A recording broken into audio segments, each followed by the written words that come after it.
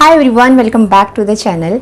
जैसे ही हमें प्रेगनेंसी कंफर्म होती है, सबसे पहले हम डॉक्टर के पास जाते हैं।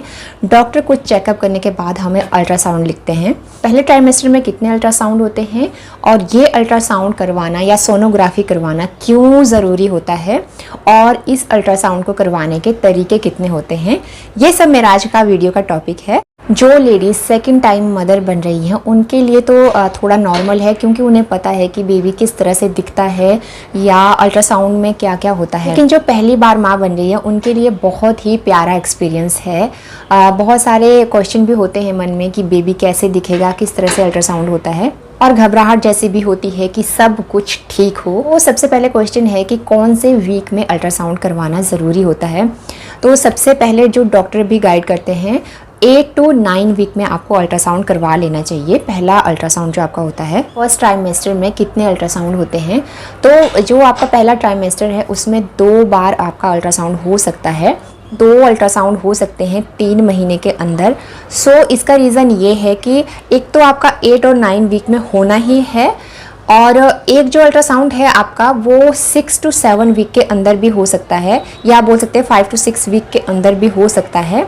अगर आपको ये प्रेगनेंसी होने से पहले ब्लीडिंग की प्रॉब्लम थी, या फिर मिसकैरेज हुआ था आपका, या कोई और प्रॉब्लम है जैसे पीसीओडी वगैरह, या कुछ और प्रॉब्लम है, या बेबी कंसीव करने में आपको पहले बहुत प्रॉब्लम आ रही थी और अभी बेबी आपको कंसीव हो गया है, उस केस में डॉक्टर आपको जैसे ही आपको प्रेगनेंसी होती है आप डॉक्टर के पास जाते हो और अभी आपको 5 और 6 वीक हुए हैं, तो डॉक्टर आपको तुरंत अल्ट्रासाउंड के लिए बोल सकते हैं।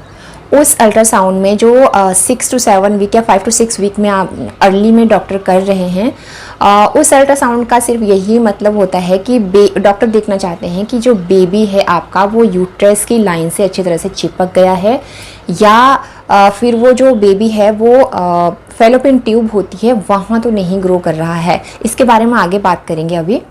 तो जो ये 6 वीक में जल्दी वाला अल्ट्रासाउंड हो रहा है, तो इसमें ना तो बेबी की इमेजेस इतनी अच्छे से आ पाती हैं, ना ही बेबी की हार्ट बीट अच्छे से आ पाती है, और बेबी कई बार दिखता भी नहीं है।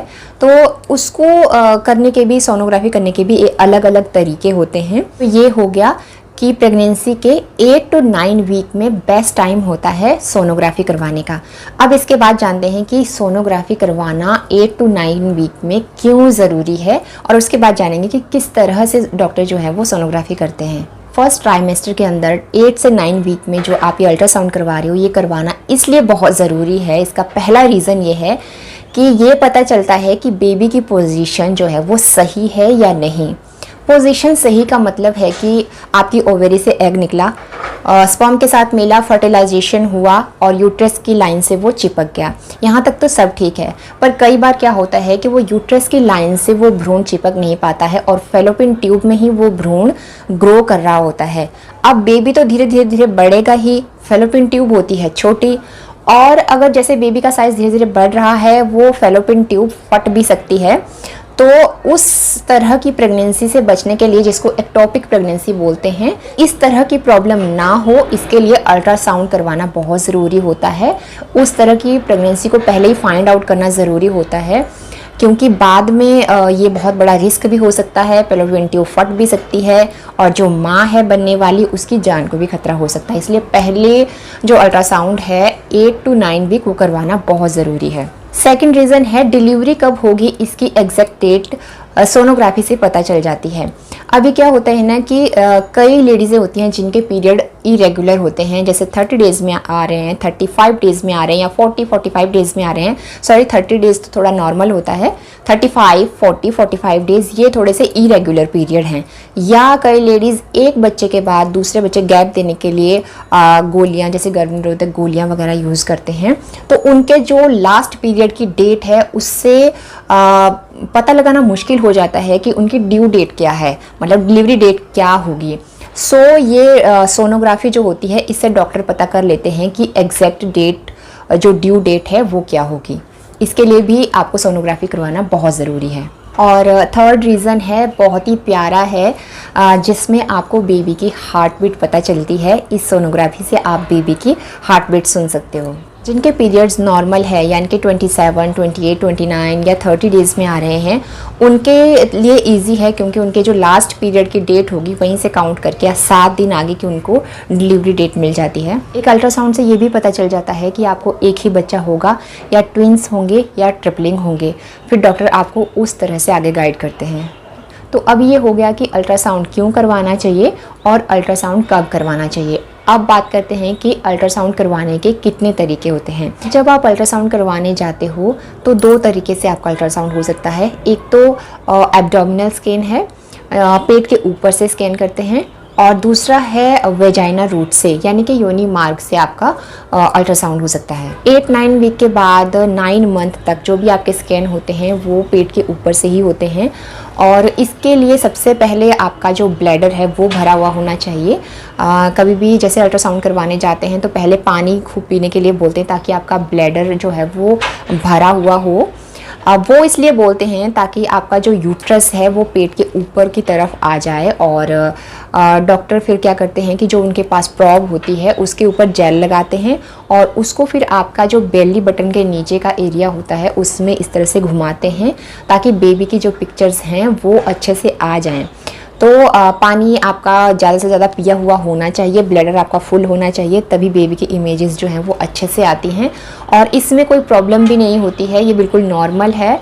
बस आपको बेली बटन के नीचे जैसे जो आपका यूट्रस का एरिया है वहाँ पे हल्का सा दबाव जैसा फील होगा, बाकी सब कुछ नॉर्मल है। दूसरा जो तरीका है वो वेजाइना रूट से है।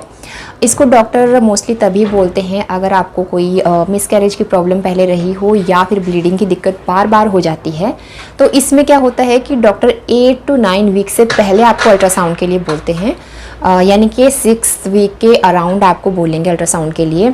सो इस वीक में बेबी बहुत छोटा होता है, और अगर आप पेट के ऊपर से स्कैन करवा रहे हैं, मतलब डॉक्टर पेट के ऊपर से स्कैन कर रहे हैं, तो बेबी जो की इमेजेस जो हैं वो इतनी अच्छी नहीं आ पाती हैं, बेबी की हार्ट बीट नहीं आ पाती है जैसे मैंने पहले भी बताया। तो क्योंकि अभी प्रेगनेंसी की शुरुआत ही है और बेबी अभी बहुत छोटा ही है, भ्रूण मात्र ही है, छोटा ही है, तो बेबी पेट के काफ़ी नीचे होता है और उसको फाइंड आउट करना बहुत मुश्किल जैसा होता है। तो जो ये वेजाइना के थ्रू स्कैन होता है इसमें बेबी की इमेजेस भी अच्छे से आ जाती हैं, बेबी की हार्ट बीट भी अच्छे से आ जाती है।